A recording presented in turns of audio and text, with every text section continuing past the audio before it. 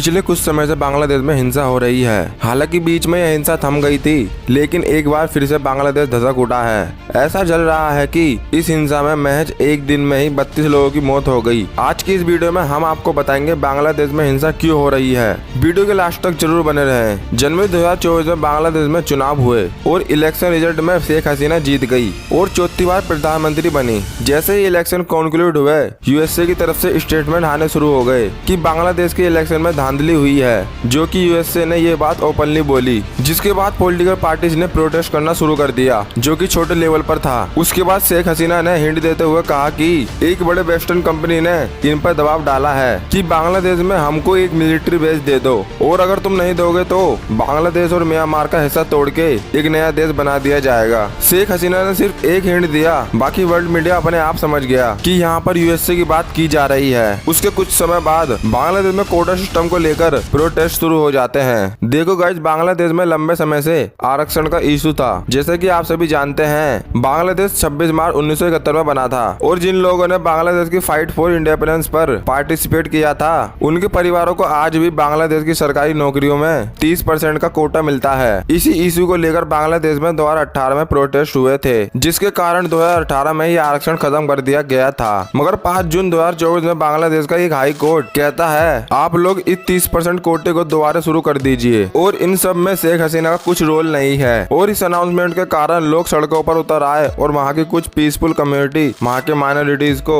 यानी कि हिंदुओं को मार रहे हैं, उनके मंदिर तोड़ रहे हैं और उनको पलायन करने के लिए कह रहे हैं, जिसका इन सब से कुछ लेन देन है ही नहीं। ये सब होने के बाद प्रोटेस्टर ओपनली डिमांड करते हैं कि शेख हसीना को हटाया जाए, जबकि इन सब में शेख हसीना कुछ रोल है ही नहीं। बांग्लादेश में प्रोटेस्ट तो हो रहे थे, बट कई रिपोर्ट पब्लिश हुए कि ये सब प्रोटेस्ट कोई फॉरेन पावर फंड भी कर रही है, और अचानक से शेख हसीना को हर तरफ से डिक्टेटर कहा जाने लगा। बांग्लादेश में जो तख्ता पलट हुआ है ना, उसके बाद पीएम के जो पिता थे शेख मुजीबुर रहमान, जिनके अंडर बांग्लादेश की आजादी मिली थी, उनके भी पुतले तोड़े जा रहे हैं। आखिर इन सब में इनका पुतला क्यों तोड़ा जा रहा है? और ये सारे प्रोटेस्टर पीएम के घर भी घुस जाते हैं और सभी चीजों पर अपना हक जमा लेते हैं। जरा देखो ये छोटी सी क्लिप।